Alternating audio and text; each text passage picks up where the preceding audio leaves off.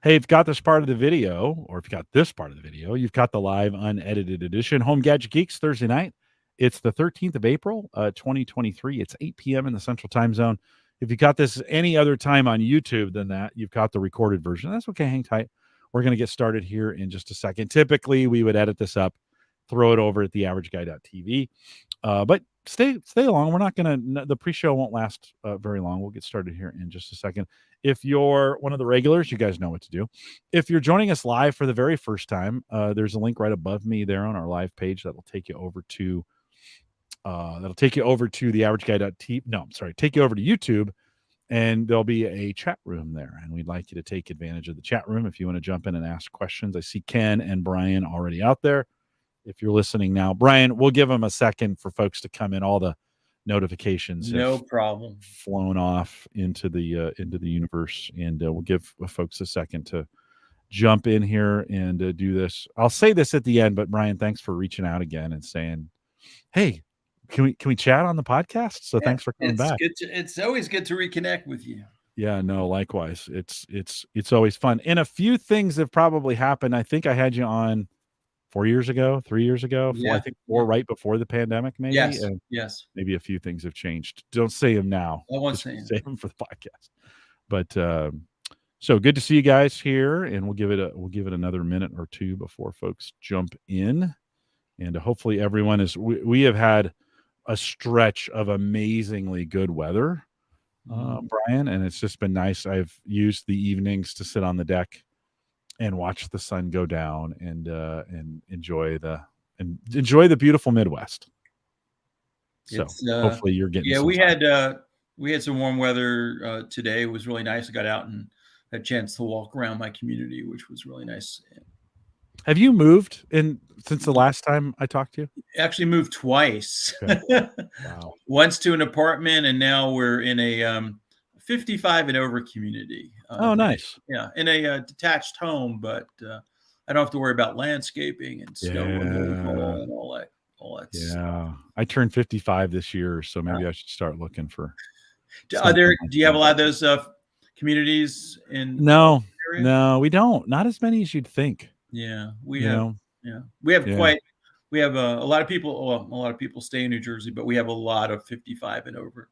Tech built in. So in the community, like Wi-Fi everywhere, and I mean, does it have any tech? Any? Yeah, I mean, we have a clubhouse, so we could do social kinds of activities. We have Wi-Fi there. We have an outdoor pool that we can use in the summer. 2 bocce ball courts, pickleball court. Pickleball's big right now. Yeah, big. Yeah. I think I'm gonna have to try it this spring. I think I'm gonna give it a shot. I mean, I played a lot of racket sports when I was younger, so it looks kind of interesting. I've seen some people playing on YouTube. I mean, high end. It's just freaking amazing to watch them. God, that's amazing. The talent in doing those things. Yeah. No, we're installing. I have a fire pit I put in a couple of years ago in the backyard, and then it's on a slope. And the last couple of times we've been out there, for the folks sitting on the slope, not the most like, if you put your hand up, you fall over kind of deal, type deal. That's not good. No, it's not great. So I'm putting in some landscaping, and then over the summer we'll kind of level that out. So you got kind of a level place. So I've been out in the yard digging ditches to put footers in and some of those kinds of things. But I need something. My pre-fitness levels, my fitness levels are not what they were pre-pandemic. Like I have lost. I was running and climbing stairs, and I was pretty fit. The pandemic kind of broke that for me. I need to get back to some fairly regular fitness. Got it. Understood. So, okay, let's get going. And guys, thanks for coming out and for checking in. And let me get this thing going. Brian, I got a little bit of a preamble. We'll go ahead. Through some stuff and ads. Do your thing. All right, here we go. This is the Average Guy Network, and you have found Home Gadget Geeks show number 569 with guest Dr. Brian Fredlander, recorded on April 13th, 2023. Here on Home Gadget Geeks, we cover all the favorite tech gadgets that find their way into your home. News, reviews, product updates, and conversation, all for the average tech guy. I'm your host, Jim Collison, broadcasting live from the AverageGuy.tv studios here in a beautiful Bellevue, Nebraska. Spring is here, and we're loving it. And of course, we post a show with some world-class show notes, and we'll have a few this week out at theaverageguy.tv. Don't forget this episode affiliate sponsor is Nespresso. If you're tired of drinking terrible coffee, and Brian, I'm sure you don't drink terrible coffee, do you? I don't. Okay. I do not. Well, if you did, Nespresso is a way to get around it. Little pods, put it in the machine, hit the button, makes great coffee. We have one right downstairs. Do you? Of course. Oh, super good. You have to buy your own pods, or do they supply some pods? When you say downstairs, you mean you have your own personally in my home? Yes. Yeah. No, it's super good. It has really become the easy go-to to throw the coffee cup in there, hit the button. If you don't have a machine, check it out, Nespresso.com. Use code MQU328. I'll have that in the show notes as well. Cool. $40 off your first machine, and they'll even ship you a little container for the pods. Wow. So check that out today. It's always fun. I'm always surprised, Brian, at how many people are using Nespresso for their coffee. It's a little step up from a Keurig. Keurig's fine. Yes. We've got a Keurig at work, but this is kind of a step up. And it's nice that they also have a recycling program too for the pods, which is do. Yeah. Do you use the bags? We get ship it in, free shipping on the pods. And in New York, I think you just throw them in the recycle and they take care of them for you. Across the river there for you. Yep. Big thanks to Aaron Lawrence, who joined us 2 weeks ago. I took last week off. Plan to get my taxes in, and I still haven't done that. I need the tax man is calling, so I need to get those in. But big thanks to Aaron Lawrence, who joined us 2 weeks ago. Lots of great information there. And of course, a big thanks to our Patreon subscribers. If you're finding value in the podcast and you want to give back, check out theaverageguy.tv/Patreon. And we got a $5 plan if you want to jump in. I mentioned it before, but Brian is back. Dr. Brian Fredlander. He was on the show a bunch back pre-pandemic. And Brian, we just kind of lost track of you. And you reached out the other day. Thanks for doing that. Good to have you back. Great. Welcome back. Yeah, thanks. Thanks for having me. It's always fun. Always good to catch up with you. Let's catch up a little bit. When we left you, we were talking about things like pens and iPads, and it was pre-pandemic. What have you been up to during that time? Well, I managed actually to stay fairly busy. I was teaching remote I teach at St. Elizabeth University in Morristown, New Jersey. And so, all my classes went remote, which, I was pretty comfortable. I was doing a lot of that even pre-COVID. And I also was able to continue to consult. And I think what happened during COVID is, especially I work with students with both cognitive disabilities, learning disabilities, dyslexia, is that I think it was the first time that parents realized how dependent their children were and how much support they were really getting in the classroom. And so I was getting a lot of referrals, even during COVID, to try to find tools and strategies so that students could do more of the work independently, because their parents were home too, and they were working from home, and it was hard for them to help their kids and do the work themselves. And so I kept pretty busy, trying to find supports, especially for the students that have both reading and writing, disabilities. But I was also, it was kind of amazing too, the amount of development that continued even during COVID in terms of the new both software and hardware that came out during that time. You would have thought things would have slowed down, but I think people were working remote, and they were still continuing to develop lots of new applications and services. Do you think we're in a better spot today than we were? I think about, sometimes things don't change until you're forced to. Right. And as you were saying, is like, then, students went home and now parents had to deal with this. Like, there's nothing that will change things like when parents actually have to. That is that's the school's problem, right? That's the school's problem. Then all of a sudden it wasn't the school's problem. Do you think we're better off today? I mean, as you look at the assistive tech landscape, did we make some progress during that time? Yeah, we certainly did. I mean, I think, certainly some trends, we're always impacted by what's happening in the marketplace too. But I think the big trend was, artificial intelligence, machine learning. And so for, basic services that are built into Microsoft Word and Google Docs, like speech recognition, they call it voice typing. I mean, years ago, I would have to work with a student for like an hour and a half with Dragon, and now out of the box, you just speak, and you get the efficiency that one I could never have believed years ago you can get.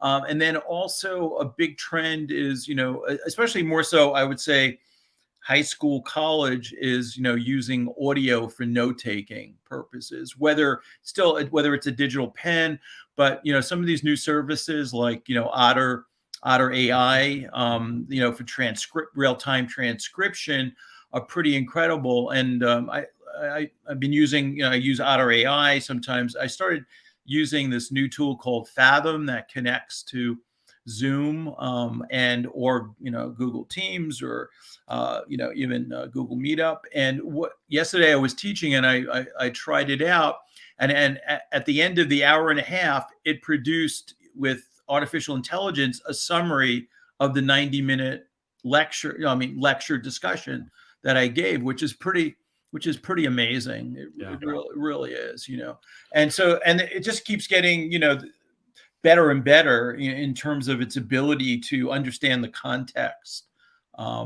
which is pretty incredible. It is pretty incredible. We had Jay Franzi on 6 weeks ago, maybe 7, Right. talked a little bit about ChatGPT and some of the things it's been doing. Right. But so while that's new to most folks in the public, that is not technology that I should say that is technology. It's been being used for the last couple of years. Otter AI has a connection to that. Some of those other, Right. Jasper is another one that was using those in the open AI in the early Uh-huh. days. I've used Otter AI for a couple years to transcribe if folks need a transcript of Home Gadget Geeks, Right. I'll drop that into I drop everything into Right. Otter. Right. It gives me a couple I don't know, a year or so ago, it started giving me time-stamped summaries of Yes. some of the things we were talking about, and it's pretty good at it. So Yeah. It is. even for this show, if you go out to theaverageguy.tv/HGG569, Mhm. you'll see afterwards, and I provide transcripts on demand if folks want them. I used to do them regular. Right. I'd have them all the time, and I didn't find anybody using them yet. So I just said, if you need them, I can get transcripts for you. That show summary has been great. When you think about, though, one of the things I haven't done a lot of is the Right. summary work. And this Chat GPT 3.5 and 4 Yes. has been really good at summarization. In the assistive text space for Yes. students, what's the benefit of that? Like, to those students, maybe in a class, is there some benefit to getting a summary afterwards? Yeah, I mean, some students do have difficulty sort of figuring out what are the most important parts of the lecture. And so that really encapsulates it. I mean, it's sort of, growing up, we had Cliff Notes, so it's sort of the modern day sort of Cliff Notes in terms that highlights what are the most important parts of, the lecture. And of course, too, then the students could take that, drop it into either Word or Google Docs, and then they could use text to speech to, listen to it as well. So, I mean, there's definitely a lot of benefits. And, with the artificial intelligence, even the text to speech engines have gotten, really fantastic to listen to. Years ago, I mean, I had, both adults and students tell me, oh, I can't listen to this. It's horrible, and now you listen, you go, wow, that sounds close to, human as possible. So AI has made a big impact on, even the text to speech engines as well. You had mentioned, we were talking in the pre-show, you talked Yeah. and you've been doing some of your own Yes. podcast, and Yes. then you using a tool to help with the editing and some of those. What are Yes. you using for that? So I started to use a tool called Descript. And so what I did is I submitted about 30 minutes of reading a script to the service, and it generated basically a text to speech engine of my voice. So in order for me to create my podcast, because I do a fair amount of writing, I can now just copy and paste articles or blog posts that I've written. I paste it into Descript, and then it does its work, and it creates an MP3 file, and it sounds just like me. And I can vary the speed a little bit on the prosody. And then from there, I take the MP3 and I drop it into Anchor, and I schedule my podcast. And these are short podcasts. We're talking about like 2 to 5 minutes, but the workflow using this tool has allowed me to add this to what I do. I mean, if I had to actually sit and audio record and then do the editing, I don't know that I could really, really do it at this point in time. But so it is pretty incredible. And people are using Descript, for basically creating videos with voiceovers, where they don't have to record. Yeah. Yeah. Well, and I think for some folks, you think about YouTube, you're looking for a particular accent, or you want to make sure it's clear. Maybe as a speaker, you have an accent, or Right. it's not ideal. Right. I think in the early days of those, they sounded a little cheesy, a little mechanical. I think today you might have a hard time telling the difference between the two. I mean, sure, you can hear some, but that technology has gotten a lot better, don't you think? A lot. Let me see if I can pull. While you're pulling that up, what's the name of your podcast and who's the target audience for it? It's called Innovative Technology, and you can find it on pretty much any of the major podcasting services. So here's, let's see.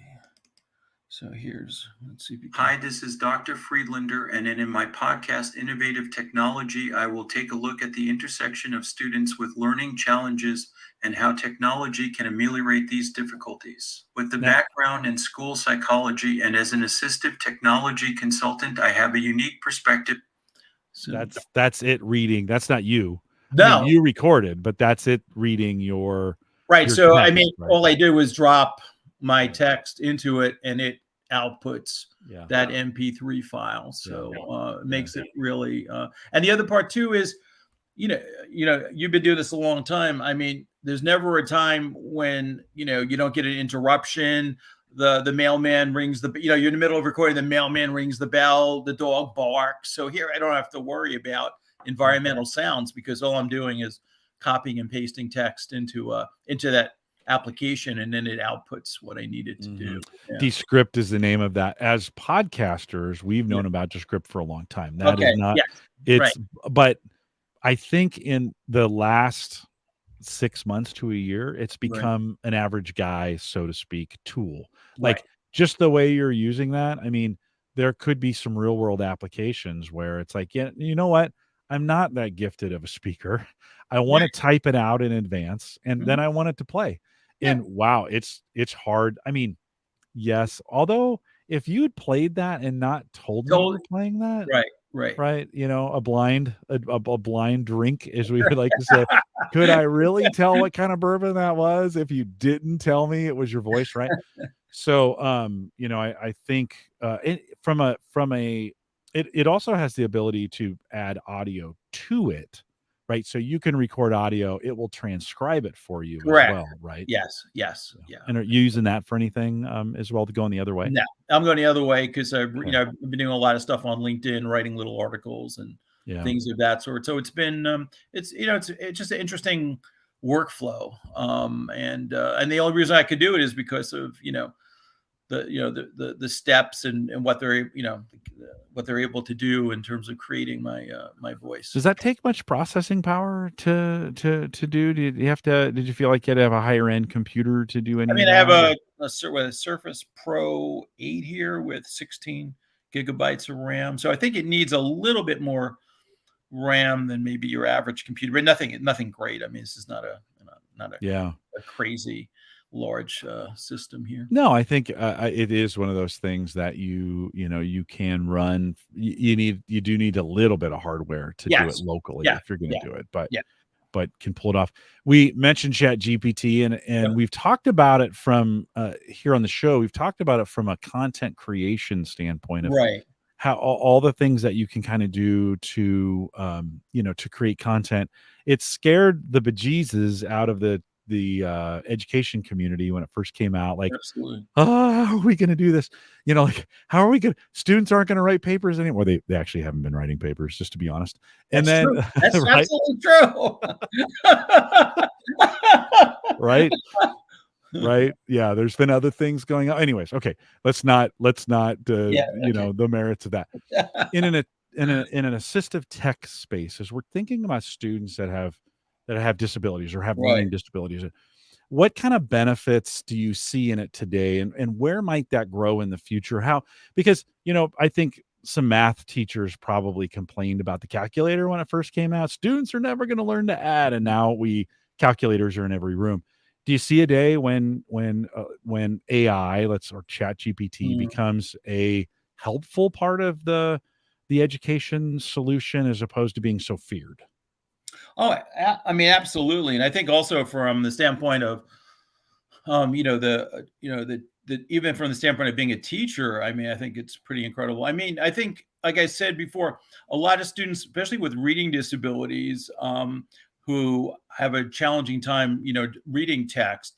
I mean, not that we don't want them to read, but certainly summarization, the ability to summarize information can be very important, as well as other applications. Like there's an application which uses AI called Scholar C, which allows students to actually import PDF documents in, and then what it does is, using AI, it will pick up, like, key concepts, main ideas, also basically break down the article for you to access, and also show you, maybe some other derivative work on that. So students can build their own. If they're doing research on a particular topic, they can import these and then use Scholar C, before they start to write, to begin to put the pieces together. And that uses AI to kind of pull out, summarize, highlight the main ideas, concepts, and to show students how different articles are related. So I think that's going to be important. Also for writing. For example, even today they can take what they've written and ask it to write it more succinct or check the grammar. So I think from a language-based learning model, I think it's going to be really huge. And I from the teacher's standpoint, we talk about years of differentiated instruction. And so, a teacher could ask ChatGPT to explain a concept of photosynthesis as if you were a second grader or a sixth grader or a high school student or a college student, and really differentiate, because in a classroom, you're going to have students that understand, information and concepts at different levels. And then you could provide the students the content that's most appropriate for the level. Or you're a starting out teacher and, I don't know, your student is not handing in their homework. What's the best way to approach that? And so you could ask ChatGPT to write a letter, as if you're, the teacher, and you have a student. And it's really, I tried it, and it's really fantastic, because it gives the some background information on the importance of homework, and then it basically guides the teacher and tells her how the best way to communicate to the parents. So I think there's going to be lots of interesting ways. And I think it's a lot of AI has been built in the background that educators might be unaware, especially in a lot of the tools that we've been using, even for the last couple of years. It just, it's been hidden. It's in the background, whether it's like Grammarly, I mean, that they've been using AI, Microsoft spelling, checking, and things of that sort. But I think more companies are, sort of, I mean, they're marketing it that they're using it, but they've been using some of that technology for years. I mean, everything from word prediction, which has been a mainstay tool for us, for students who have trouble with spelling. Even back in the day, it was using programs like Co-Writer that had really fantastic algorithms for students that's spelled phonetically. So they were there back in the day, and now they're only keep getting better and better, because they understand the context, which is really interesting. Yeah, I wrote 2 articles at theaverageguy.tv. Right. One called how to make the most out of ChatGPT for the average guy, and I Right. wrote it with, like, give me a simplistic idea of how the best ways to use ChatGPT. Right. Then I said, okay, write that again, but I want it for an advanced user. Like, Right. what are some real tips and tricks? And then cite sources. Right. And that was something I hadn't done before, where I ask it to cite sources. I think some people have knocked on ChatGPT for not Right. having like where it's getting it from, and I said cite sources. And it was really, really interesting, the difference between the two articles. They're posted right now at theaverageguy.tv if you want to Right. check them out. And they're linked to each other. So if you find one, you can find the other.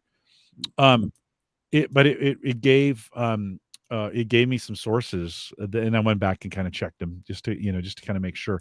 But it's a really, really interesting, like when I'm using it to write, I almost put more work into it than I would have normally. Like, I read through it, make sure it's Right. accurate, doing some things. I change some stuff around. Right. I take stuff out that I know isn't right. It's it. I kind of have this question though.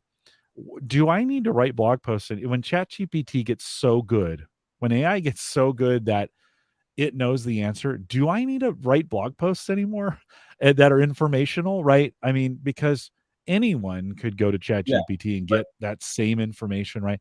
Do you but they think, or is won't. there still a place for opinion Yeah. in They our but they writing? won't. They won't.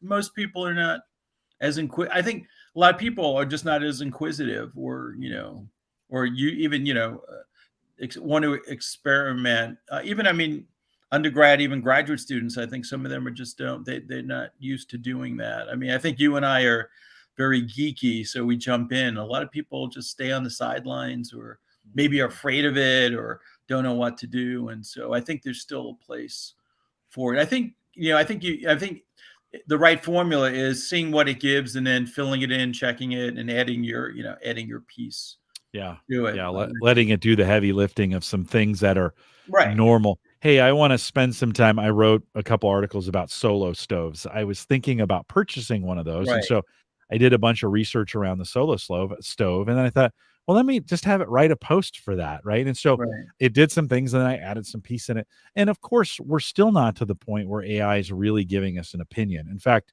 if you try to get an opinion out of it, it will be pretty emphatic, Yeah. like, I don't really Yeah, I do mean, that. if I were to, sort of give the scenario of you have a student in high school who's got a reading disability, what's the best Yeah, software for X, Y, and yeah, Z? And it'll give me something generic like you really you need to know the learning style, the yeah, preferences, the tab, that kind of thing. yeah, So yeah. yeah, Yeah, yeah, and it doesn't have the personal experience. Like, right, it's not able to, and I think it lacks an area of passion and empathy and some of yes, those kinds of things, right? So yeah, it's pretty easy to pick those out. But, like I said before, I think, like, it's a word calculator, right? I mean, I think it absolutely, is a great way and as a absolutely. tool. I'm sure you'll continue anything in the future that as you look out ahead over the next couple years, anything it's not doing yet that you might hope it would do or that you're looking forward to? Hmm. That's a tough one. Um, Chat GPT would yeah. have the answer by Or now, you Brian. It think? would be I don't typing. know. I have to think about that a little bit more. But Uh, I think we were talking about how could it factor in our own personal right, experience? right. And I think that might be, it'd be great to be able to, like, for you and I'd be able to download our knowledge into a black box that then you could layer another layer to Chat GPT that could then, do some heavy lifting, but then personalize it based on Mhm. our own experiences, where you can, Yeah. Yeah, almost where you have your own large language model, right, yes, built on you, and yes, then it interacts with the larger large language model that right, so that you can. I don't wanna tell it all the time, I wanna teach that thing about me, right. what have I Or, said? What do I know? right, or if you had a personal experience based on what you do or what I do, what's happening in the larger world in relationship to that? Yeah. Yeah. That would be, Yeah. I think, pretty fantastic. We could just we'll just submit our hard disk drives to Microsoft and Apple, and Well, I did a little checking. I was like, could I download or could I start my own large language model? yeah, It's open right, in theory. Now, right, it's getting less and less open. right, But, that thought was, how could I pre-train it for me right, and still take advantage of all the great information that's out there? right. But I've said a lot of things. It could know a lot about me. It does know some things. I've gone out and Right. chatted about, hey, do you know Jim Collison? And it'll say, yeah, Jim Collison's the host of Home Gadget Geeks. And in an instant, I could Right. tell it Jim, my top 5, my Clifton Strengths top 5 are this, and it Right. would remember that in the conversation. I Right. want it to remember that all the time, so that Right. Right. right, so Yeah. I only have to tell it that once. I think we'll probably see something like that. I don't know how soon, but I think at some point we'll be able to feed Well, in those things. That maybe that's too scary for people to have their own, I don't to know. know, like, I said all those stupid things. Erase them. How do I erase it? That's right. The That's another company. You see, that's right another to be forgotten, right to be forgotten in that case. Okay, so besides that, as we think about some of those things that have come out, and those have been real recently, on the gadget side of things, you were always great at bringing some gadgets kind of So, on and talking about it. What's so, anything working right yeah, now? of course, it's new stuff. So I would say that ooh, shoot.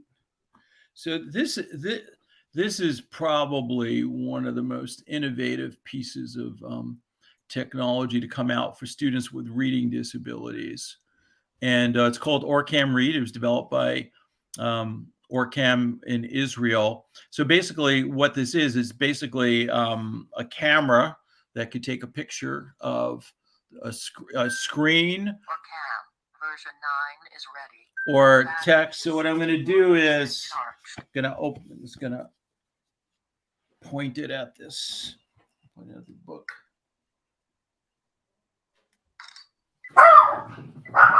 Classic answers, but didn't read the newspapers, so he didn't know that Manuel, the gardener's helper, had been gambling and needed money to pay his gambling debt. He didn't know that Manuel had. I'll stop it there. But The dog is separate, not part of the dog is. My wife just came home. Oh, no worries. That just perfect. It was perfect, Brian. It was perfect timing on the dog. You clicked the book button, and then the dog started talking. Yeah, of course. So that can read, as you saw it, this because of the size of this book. It took picture of both pages at the same time, and then it starts to read. No internet connectivity is needed. It also supports a physical headset, or you can use Bluetooth, AirPods, or any other Bluetooth. Tell me the name of that again. What was it again? OrCam Read. OrCam Read. Mm-hmm.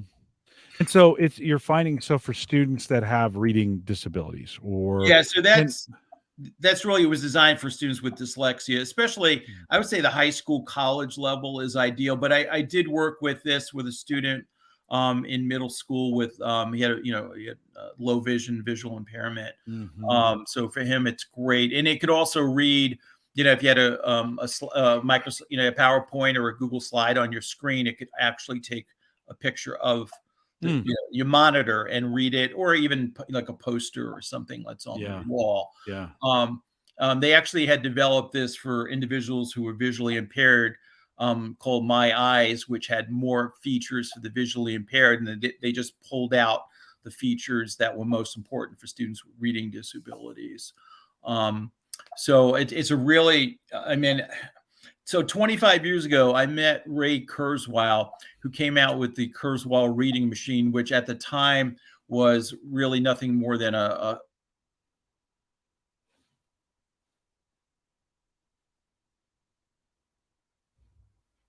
we maybe get you back here in just a second. Hold on, you froze up there. Start again for me. Okay, so about 25 years ago, I met Ray Kurzweil, who was an engineer, and he developed the Kurzweil reading machine, which was nothing more than basically a sophisticated copy machine that could do optical character recognition. And then he was at a conference, and he wanted to show a portable device, and he took a Nokia phone and a Canon digital camera and literally had duct tape, a real Rube Goldberg.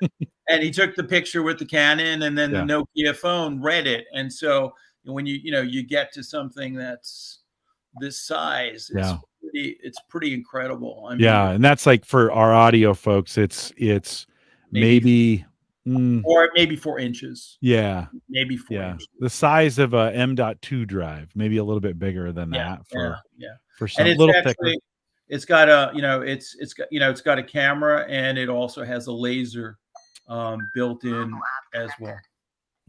And then also there was a lot of these kinds of devices. So that basically, let me just do it this way.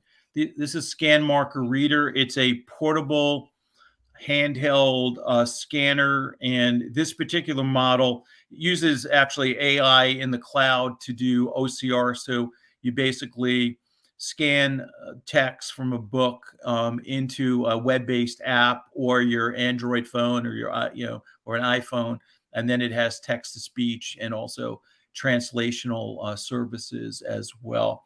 So there's a big market for these kinds of handheld, very portable devices that can give students reading disabilities access to text. What's the retail on those? I mean, what am I going to spend on something like that? So the OrCam Read is the premier is I think it's $1,995. Oh wow, okay. And this is somewhere around 200. And then there's another company that had, so this is the C Pen reader. This one has a small LED display so that everything's happening on the device itself. So a lot of these kinds of devices. And then there's a lot of companies in China that are building Android-based devices with touchscreen technology that look something similar to this, a little bit bigger footprint. So again, the whole idea of portability and the fact that they can, basically, house OCR, right, in this device, which is using artificial intelligence. I remember getting scanners, 15, 20 years ago, and OCR has been around a long time. Yeah. Right. As far as technology, it was in the early days a little sketchy on what it couldn't do. Resolution wasn't as good. Right. I'm assuming now the technology has gotten so good from both an optics, right? Cell phones have changed the way that we do optics, and then of course the chips inside those things are infinitely faster than it's it's incredible. And also even with a device like this, the text to speech engine is quite good. So with that C Pen reader, same thing. You're taking the picture of a page and then it's reading it back to you. So this one is like a highlight. You're scanning the text. Scanning it. Got it. Scanning it. Yeah. So the benefit of the OrCam, it could take either a page or 2 pages depending upon the size, and doing the OCR. I mean, literally, you heard that it's on the fly. I mean, it's really no processing time. So tremendous horsepower in that particular little tiny chip. Yeah, little tiny chip. Multi-language support on those. Are we seeing any that are doing it more than just in English? Yeah, I mean, so this will. I mean, you can. I know you can scan this in English, and then the app supports, I think, over 80 different languages. So you could have English. So for like ELL in the schools, this can be really helpful because you could have English on one side, Portuguese or Spanish, and because of AI and because of the way this particular one works with it being cloud-based, you get high quality translational text-to-speech engines. So when you're doing Spanish, it'll sound Spanish because the speech engine is Spanish or Portuguese or French or Mandarin or Chinese, which is really great. Yeah. So so I mean, AI has made a big difference. Being able to do OCR in the cloud, text-to-speech in the cloud, it's pretty incredible. I've been spending a lot of time. I use Microsoft Translator on my phone now. I feed the podcasts into the phone, and it can transcribe it in English, or it'll transcribe it. We use it for Chinese, or we use it for Mandarin, or we use it for Spanish, all the Portuguese, all the languages we use. We do podcasting at Gallup. One of the things I think there's an opportunity on is it's really good at transcribing, but the instant translations are still struggling, and they're okay enough that I can understand enough Right. that I can ask questions. But I do think as we get into these larger, more faster, my English is really poor Right. there. Yeah. Faster large language models.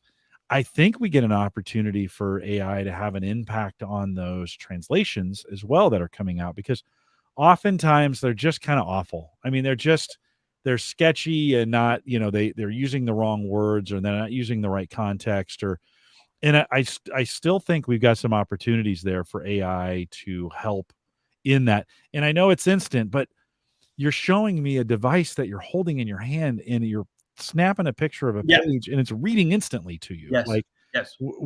I just think over the next 10 years, we got to get better at that instant translation as well. Don't you think? Absolutely. Absolutely. Yeah. Between, the AI and, just the the powerful chips that are coming out, it's pretty amazing. Yeah, yeah. I'm finding, so for me in this area of Mhm. translations, is I'm finding context matters. So I have the advantage when we're having a conversation. Right. When Right. I'm recording a conversation, I know what they're talking about Mhm. because I have the context of Clifton strengths, and then Right. that rolls up to strengths, and it's probably going to be about something in the workplace. And so I can that gives me some ability to limit down Mhm. what, even though the words are a little garblish, Right. I read it like the Matrix. I kinda read down, Right. not word for word, right? I'm trying to get concepts. I'm kinda wondering if we couldn't, like, when we're writing something for ChatGPT and we give it some context. I want Mhm. it to be for advanced readers, or I want it to be for a second grader. Right. I want you to stay in the realm, like I want you to write it like, Shakespeare, Yeah, right? you could do that. You Right? could Yeah. do that. Yeah. Yeah. But what we're doing is we're giving it context. And I'm Yes. kinda wondering in translations if we could do a better job of helping the translator by giving it some context. So it knows, as an example, the word for coach in Spanish can Mhm. sometimes be translated like car. So when it's coming back to me, oftentimes, and one of my hosts' name is Blanca. Her name means white, right? White. Yes. Right. So when it's translating it, it always translates it the most common, which is white. But it's Blanca. That's her name. It doesn't have enough context, right? Correct. And I think we've got to get better at giving it some situational So, yeah, awareness, I right? mean, so it's like, maybe there's some way to sort of give it those parameters at the beginning so that then it has the context Yeah. to do Yeah. what we Yeah. need. I'm Yeah. doing a podcast, and this is like we've solved this for him right now, right? I'm doing a tech so tonight, I'm Right. doing a tech podcast with Dr. Brian Friedlander about, about assistive tech. Yeah, Mhm. and so that context, if it could go out and say, "Okay, oh, I know who Brian Friedlander is. Right. He's done these things," right? Right. I know assistive tech. Okay, so I'm gonna need to narrow some things down. Oh, it's a tech podcast. So they're gonna be talking. I mean, think about all the context we just gave the translator at that case. Right. Right. It wouldn't have to work as hard to Right. get the words right, right? Yeah, and especially if I, use something like OrCam Read, it would go, "Oh, I'm familiar with that." So it doesn't spell it like OREKA, I mean, like, that's the kind of thing Yeah, that no. Well, and I think about the Otter, Otter can do voice recognition, right. and so it knows the difference between you most of the time, Yeah, between you right, and me. right, Well, what if I could add it not only knew who you were, but what you have done, right, right? right, And so right. this is where that personal large language model kinda kicks in, right? Yeah, and also maybe even the summarization, because it could add additional value if it understands, the context. So, yeah. Yeah, Yeah, yeah. so I just kinda wonder how in the future, maybe that could help us get it get it even more accurate, you know? yeah, yeah, and, just, I mean, other, gadgets. So, I mean, I continue to use digital, let's go, digital pen. So this is actually a new one, from it's a Neo Smart Pen, the A1, and this actually is a first pen. They finally came out with the USB-C charging port. Mm. It actually uses gel ink, so it's a really nice writing experience. And in terms of AI too, I mean, handwriting recognition has gotten a lot better too. So I can write on in a notebook and transcribe it and then use that, in an article or edit it in a word processor. Or I could Does it learn your writing at all? Can you give it some hints and no, I don't think it's there yet. Or I mean, the other thing too, if I want, let me just get this. It's hard to do here. I have the pen, and this is an audio recorder. I can actually pair with Bluetooth these two devices, and then I can timestamp when I've taken the notes, and it will basically queue up the audio at that point in time. So you could have college students using these two tools, together, which is nice.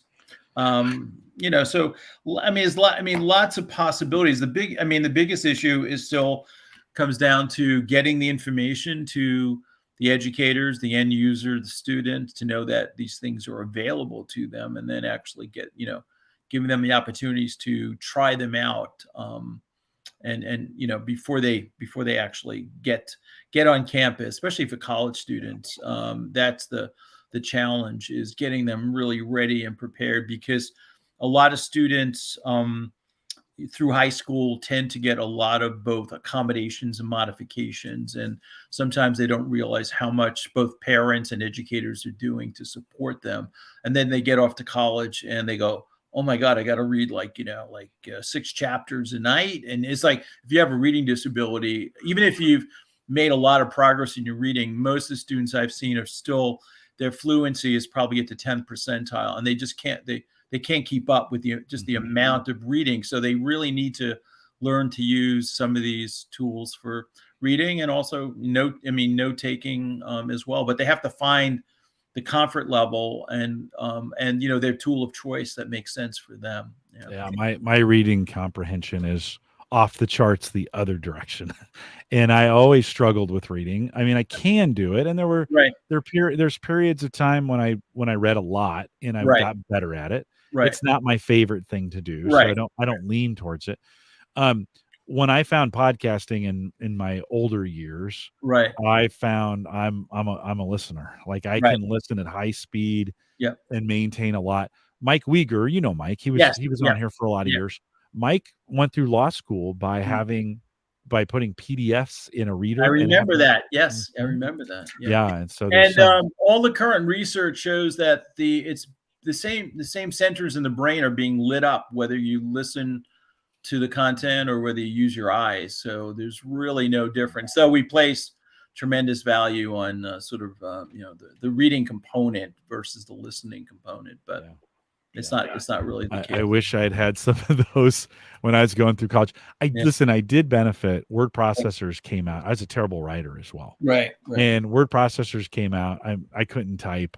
But as we started in when I was in college in the early 90s, we were just on the cusp of PCs. They were just starting to come out. And then and they were still pretty expensive. And I bought a Brother word processor that had a 6-line characters that were 6 lines LCD screen that at least allowed me to type papers in a way I've never done before. I waited 6 years to go to college because I was in the military. Thank God I waited. Like, I would have wasted so much money at going to college and struggling to write until I got some of this technology. I mean, now I write so much better, but I write with help. Right. And so I'm a better writer. And some other tools since we last spoke were these e-ink devices. This is the Remarkable 2, and it uses the same displays if you use a Kindle. So you got tremendous battery life. This has handwriting recognition. You can import PDFs. And the nice part of a tool like this is it's distraction free. You're not connected to the web. No notifications. It lets you organize your notes. So if your handwriting is good, you like to take notes, but you have difficulty organizing paper, this could be a really great great tool. And they just added the ability to actually intermingle both handwriting and also use a keyboard. So there's a keyboard somewhere. Remarkable is that one? Remarkable, Remarkable too. e-ink too. Yeah. Remarkable too. Yeah. So let me see if I can get this. While you're doing that, Brian says, excellent point. Many students with IEPs are more hesitant with the college opportunities due to the perceived uncertainty of the accommodations / modifications. Yeah. So you can see you can also use both a keyboard as well as handwrite. So that's new. This just recently came out. What does that retail for? You're looking about probably $550. Yeah. And then the it's been great. Amazon came out with a couple of months ago their rendition of let me just turn this on. So this is Amazon. This is called the Amazon Scribe. And this is also e-ink. This one also probably run you $400 or $500. Same idea. Endless, e-ink pages. You can organize. You can also read your Kindle books. It's a little heavy. I mean, it is honestly a little heavy. This has also some backlighting, which is great. But there are a number of other companies that sell these e-ink devices that are great for organizing, tagging, finding your notes, things of that sort. Brian, do you find in that, to me, that seems like more of the average student kind of, but are there assistive tech opportunities there with some of those e-ink note takers that help students with disabilities?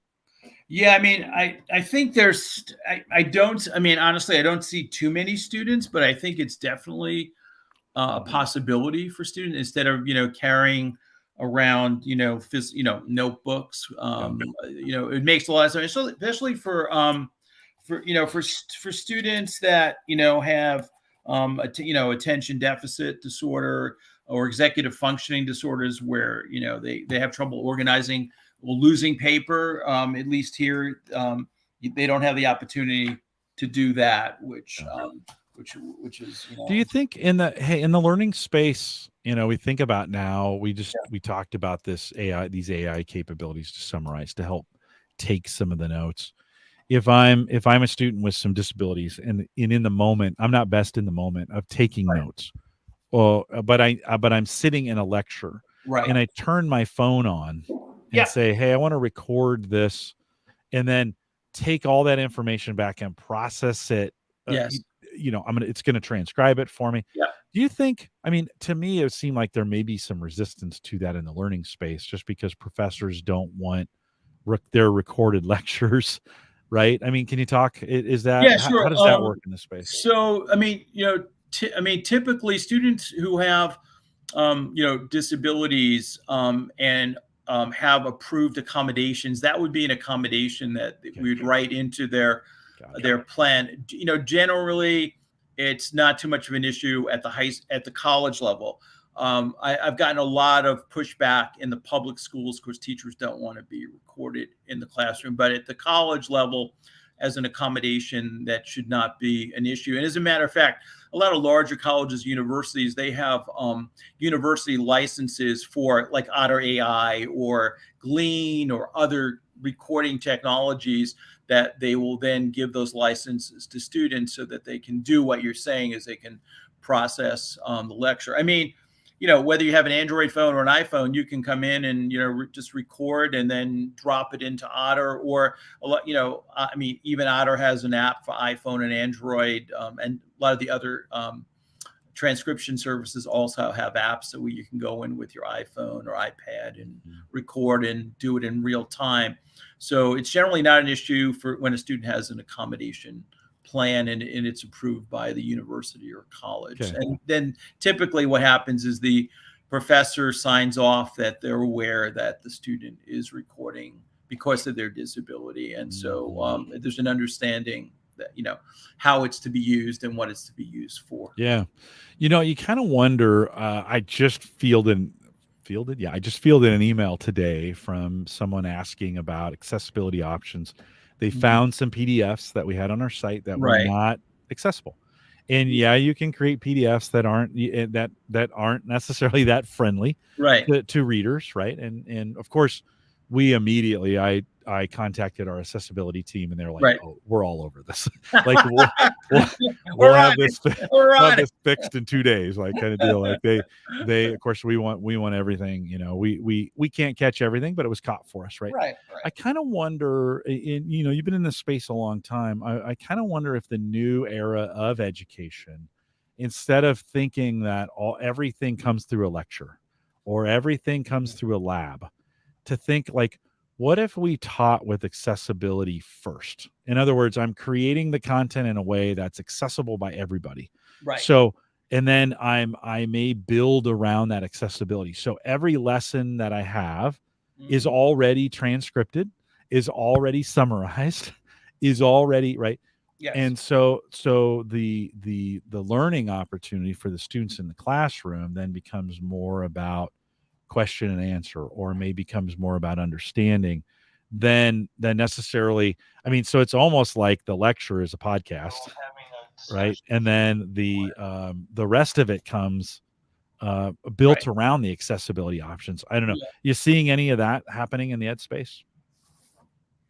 So, I mean, there's a whole, practice of universal design for learning, which has your perspective of putting theory into practice by considering the learning needs of everyone in your class ahead of time. So you're building all those accessible, learning opportunities into your lesson plans from the beginning. But, sometimes it happens, sometimes it doesn't. I mean, a lot of colleges have gotten into some hot water because professors may have created their own YouTube videos, put it up on a learning management system, and there was no closed captioning. I mean, or they weren't using all text. And so sometimes, sometimes faculty who are not techie are unaware of, first of all, what is required by law. And then the second part is, how do I go about doing it? And I think that's the tough part. I mean, because you have content, content experts who are not technology experts. They know what they in their field. But then, right now, a lot of them are now, especially during COVID, we're forced to do things online. I mean, I was the interim accessibility coordinator for my university for about 6-7 months while they were hiring a full-time person. And we have, we have some students who had visual impairment, and the faculty member created a PDF, but it was a bitmap PDF. It wasn't, and it, she thought she was doing what she had to do, right? And then she gave it to the student and put it on the LMS, and the student comes back to her and says, my screen reader can't read it, and so she gave it to me and I OCR'd it, but again, she didn't understand the difference between different types of PDFs, and the other part too, she didn't have the tools, not everyone has the tools to do it. So, we have a lot, still have a lot of teaching to do. And, I've been in the field a long time, and there's still, even teachers who are coming out today, young teachers, are unaware of a lot of these tools and strategies to help students with disabilities. Another great job for AI, right? Hey, I have this content. Make it accessible. Because really, at the end of the day, those are just tools, right? Right. And the AI should know all the different ways. Okay, here's all the things I need to do. Microsoft has done a great job of, basically embedding those, those accessibility, I guess, wizards that will go through your PowerPoint. It will go through your documents, and it'll say, hey, you missed tagging this image, and now in many cases they'll look at the image with AI and say, oh, that's a baseball. I'm gonna tag it for you, and so I think that's, again, if faculty or teachers know that there's tools embedded to help them, that can be or something that can automate the process, that can be huge. That can be huge. Yeah. No, I think it's a particularly good area for AI with both the language recognition and, like you said, with the object or image recognition, to be able Yes. to say, right, okay, this is what we think it is. In the absence of a human to do it on the spot, Right. that may be an opportunity for Yeah, AI to and pick up on that, right? yeah, there's an app called Be My Eyes, and they're going to be integrating the Chat GPT. So if you're an individual with a visual impairment, that there was actually it's sort of like a volunteer service, and in the past it would be on your iPhone or Android phone, and if you couldn't read the directions, or you couldn't read maybe your prescription on your pill bottle, you could call someone, and then you'd put the pill bottle up to the phone, and then the sighted person would read what was the contents. So now with ChatGPT 4, they're going to try to automate it virtually so that ChatGPT will be able to recognize whether it be the text or the object or the can or whatever it is. So it's be interesting to see how that works in a sort of virtual and artificial intelligence sense. Yeah, that's it's super cool. We've already seen some of that on the phone, where even in a translated state, you can take your Right. phone, hold it over something, and on the screen it translates it for Yeah. you, right? Or And so even Microsoft Seeing AI is pretty incredible app where it'll probably get better. It can identify objects, even individuals' emotional state based on the facial facial no, that's features. Yeah, scary. pretty interesting. There's some scary. You're feeling a little stressed today, Jim. Is there anything I can get for you? It's like Jim? hey, listen, it's like your watch, that measures your steps and your standing and some of those things Right. during the day. I kind of wonder in the future, it'll be like, your face was frowning 14 hours out of 16 today. And the science says if you smile, Right. right, you're better off. Brian in the chat room has a question for you. He says, any thoughts on a particular disability that he doesn't yet see supported with technology, but thinks that technology may be coming? So have you, where are we missing today when we think about technology and disabilities? Where are we missing that we still have an opportunity to bridge the gap, do you think? Well, I think we're with artificial intelligence and also more processing power. Eye gaze technology is coming into its own, so that individuals with cerebral palsy or even ALS can utilize their eyes to control the computer. So I think we're going to see even more advances in that, and also even with speech synthesis for individuals that have ALS that will lose their voice. There are companies now that are beginning to basically create that individual's voice before they lose it, so that when they're using AAC devices, the AAC device will sound like them. So I think those are definitely some areas that we'll be seeing some big developments in. Yeah. I wonder, as I go back and listen to podcasts from 12 or 13 or 14 years ago, my voice was a little higher back then. It's as you get older, it gets a little deeper, right? So which voice do I want? Do I want 30-year-old Jim or 50-year-old Jim? Which voice will I pick? Yeah, and there's also some research that's being done in the last probably 10, 15 years where they actually, they've, I guess, surgically implanted like a port under the scalp, because what happens is that individuals who are paralyzed, if they think of an action, the brain will actually evoke a response. And so I'm sure that in some way they'll be able, through microscopic kind of relays, to be able to think of.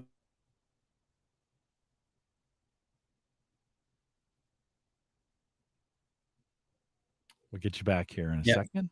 So individuals will be able to think was the last thing I heard. Yeah, people will be able to think, and those words will come up on the on the screen, because they're basically evoking a neural response. Crazy. Yeah, so I don't know if anybody wants to see what's going on inside of my head. That may not be good. Me either. That's scary. That's pretty scary. Because you'd be thinking about somebody and you're like, oh, that should never be public. That was a great question. Yeah. Brian says, thanks. Oh, wow. I didn't ever think about the mimicking of voices as a great way to help those who may be losing them. I have a brother-in-law who has Parkinson's, Oh, okay. and you think about some of the technologies that's and some of the medications going into this, and I think with all of those illnesses, with all of those things that are coming, there may be some opportunities to, in other words, I may be able to use some technology if my hand is shaking, Right. to gimbal that, right? To gimbal. Yeah, and a number of companies that come out with, it's not my specialty, but OTs deal with that. Actual, spoons and knives that will counterbalance the shakiness of the hand, so that individual could eat independently. There's a number of tools that are out there that can do that. Yeah, no, I think there's some cool stuff. Anything else that we might have missed as you're thinking about the future?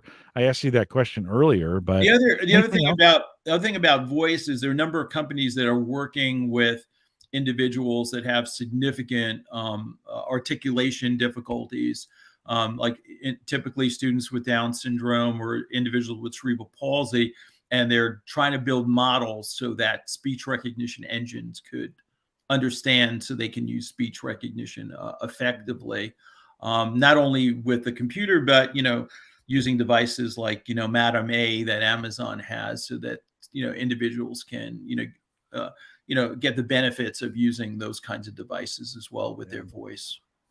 These voice assistants seem to be stuck in a state like they grew really fast. Yeah, I don't know if they, and some of these companies thought they'd make more money off of them than they did, and so they've kind of fired some of the folks that were working on these areas. Do you think in the voice assistant area we're going to see continued growth in that area? It seems like that technology's flatlined a little bit. I think maybe it's flatlined a little. I don't know what the next, I thought Amazon's probably done really well with people ordering stuff and things of that sort, but I don't think not as well as they were hoping. Yeah, I don't think so. They just laid off a bunch of those people. Like, it seemed like every high tech company laid off 10,000 people. That was the magic number. I know, right? That was the magic. That was the magic. Some amazing things with them. I think, like most technologies, we see this growth and a plateau, and then it gets operationalized. And then there's some disillusionment, right? The Gartner hype cycle. There's the trough of disillusionment, and then real new things come out of that, out of the trough. Some new technologies come about. So be interesting to see what we have there in the future. I'm kind of, in some ways, I'm kind of sad I'm as old as I am. I'd like to stay around a little longer just to see what's still coming. I mean, I just think hopefully there's some great stuff coming, and we survive all the crazy stuff that's going on long enough to see some of it. Yeah, absolutely. So it's fine. It's hard, when I started in this field like over 30 years ago, it's hard to imagine how far we've come. Even in the 30 years, it's pretty amazing. Like when I started and the tools I was using and what I'm able to do today is just phenomenal. Yeah, it's crazy. It's crazy. Yeah. Well, you just showed me the book. Boop, and it just starts. The speed that used to be a long scan it in. Wait for it to process. Right. And literally you could be sitting there, boop, and then listen, turn the page, boop, then listen. Right. It's almost, sometimes I almost feel when I do these demos and they go really well, I feel like a magician, like people like, oh my God, it's like, how'd you do that? So it is quite amazing. Brian, on the way out, I want to ask you this one question. What's the most important app on your phone? If you were to tell me today on your cell phone, the app you use the most, what do you think that'd be? What do you think? Maybe the podcast app. It's YouTube. YouTube. you watch a lot of YouTube on your phone? Yeah, I do. Do you? Okay. Yeah.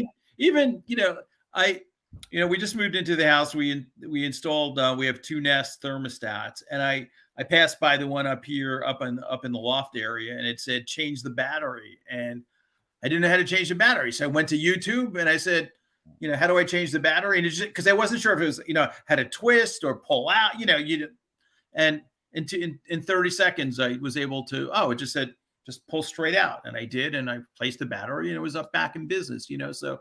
I use YouTube a lot for, doing all kinds of stuff. What if YouTube, now they have Bard, right? Is that the name of their, I think that's the name of their AI. Google.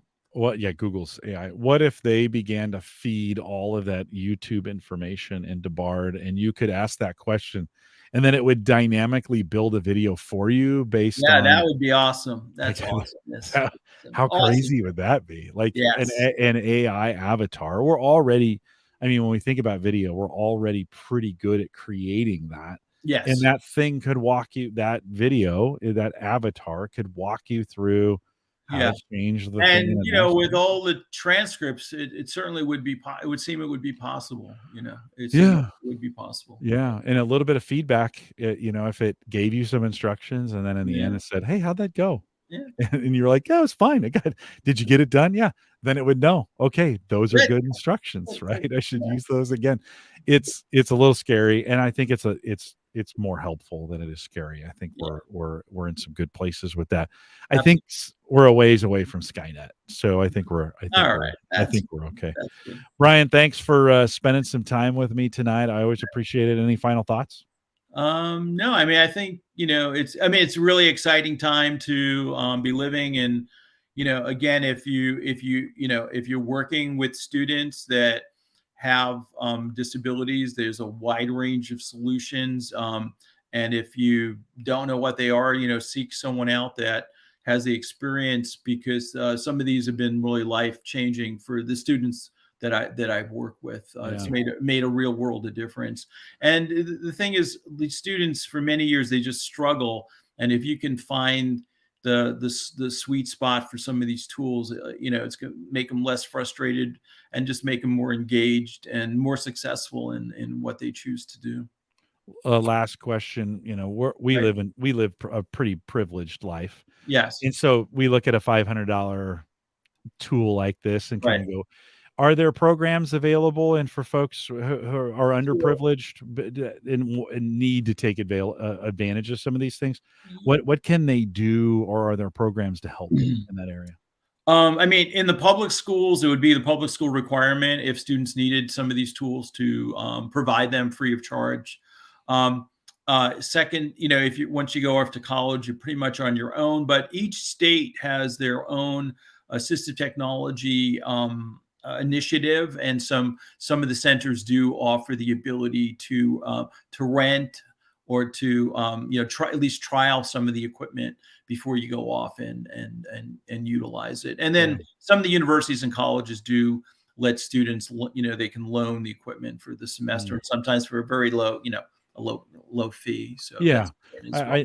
I think about somebody early on who mentioned, for some students who maybe have reading disabilities, going to college is a very frightening thing Yes. for them, Yeah. right? And I think sometimes too, if you have these disabilities that require technology going, yes, the school may be helping out with tuition, or the Right. state might be helping out with tuition, but it doesn't always set aside those funds necessary for some of Right. Right. these I mean, special programs. and even for, if you're in high school or college, you can look, Bookshare is a free service. It's supported by tax dollars.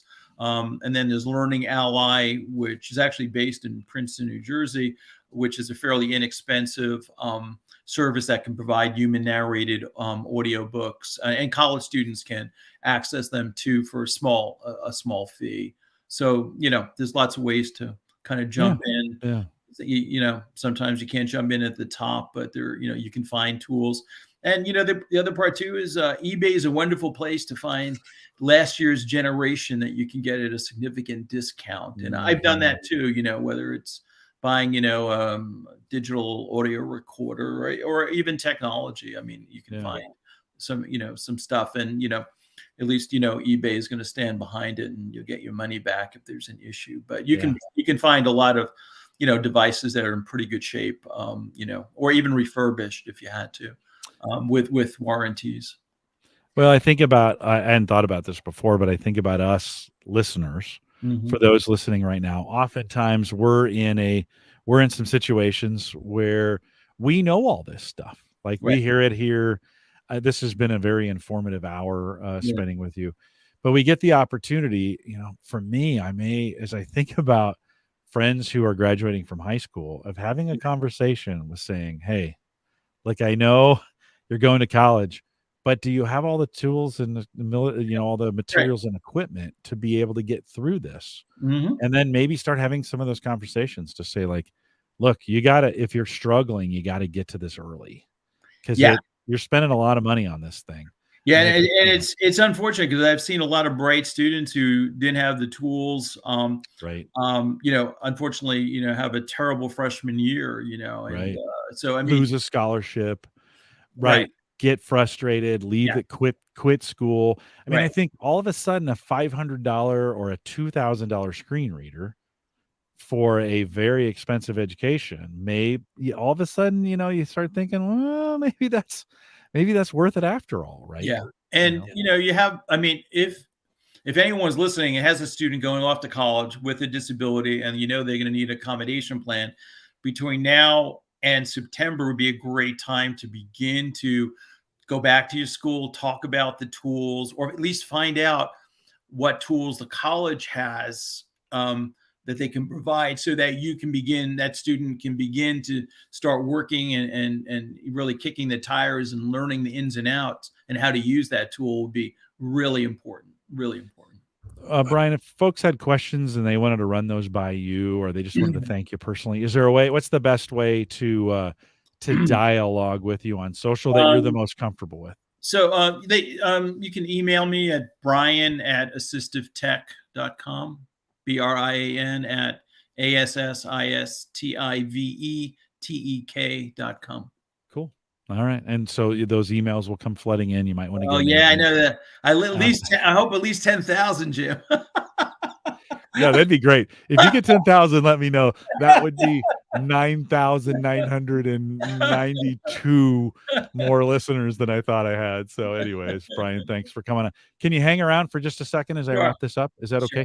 Yeah, a couple reminders on your way out. One, we want to thank, of course, Maple Grove Partners. Get secure, reliable, high-speed hosting from people that you know and you trust. Of course, that's Christian. Check it out today. He's still got plans if you need hosting, or for any reason, if you need that. MapleGrovePartners.com. His plans start as little as $10 a month. Great way to get a website started. You can contact the show, send me an email, jim@theaverageguy.tv, or find me on Twitter. Although I think most people have left Twitter, but at Jay Collison will get you there as well. And find us in the Discord groups, theaverageguy.tv/Discord. Thanks for coming out tonight. For those listening live, if you're listening to the recorded podcast, we'd love to have you on Thursday nights. Thursday night, 8 p.m. Central, 9 Eastern. theaverageguy.tv/live. I remind you, if you're part of the Discord group, love to have you as part of the conversation. Brian, Justin, Joe, Jay, and Ken all checking in tonight in the chat. Whoever else, there were a few others I didn't hear from you, but thanks for coming out. But we'd love to have you in the chat. So join us on a Thursday night, and we'd love to have you come out here. Like I said, we're live every Thursday, 8 p.m. Central, 9 Eastern, out here at theaverageguy.tv/live. Thanks for coming out. With that, we'll say goodbye, everybody. Brian, thanks again for jumping in here. And you know what? I learned a ton tonight. I'm not going to lie. There was a lot of things in there. I was like, oh, especially as we started thinking about that AI stuff. I'm like, I hadn't thought of it that way before. So thanks for no problem. It's great. Thanks for the education on some of that. I think some of the nuances of this technology are way more important than the implementations of them. Yeah. So it's but the implementation for the students and the teachers, that's always the key, and that always gets the short end of the stick. The schools, they don't want to spend the time or the money for me to come in to do it right, and they just short circuit the whole thing.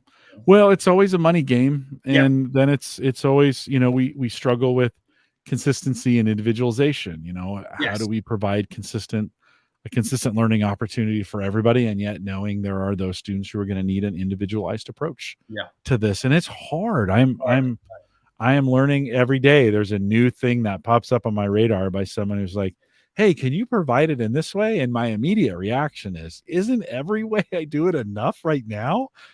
Like, come on. But then you take a step back and you're like, well, okay, let's think about this for a second. And it may be for one or two people, but how important might that be to that person who needed it in a way? that could get it. So I think that stuff's all right. important. This was a lot of fun. We'll have to catch up in 2 years. Yeah. Well, don't wait that long. Next time you're ready to be on again, just give me a ping and we'll throw you in. And when this will be on YouTube? Saturday. Okay. Saturday sometime. Right. Yeah. And I might this weekend I've got something really important going on Saturday, so I might push it to Sunday. No problem. But I'll send you a note when it's ready to go. So all right. Enjoy the rest. Take care. Bye. Night. Bye-bye.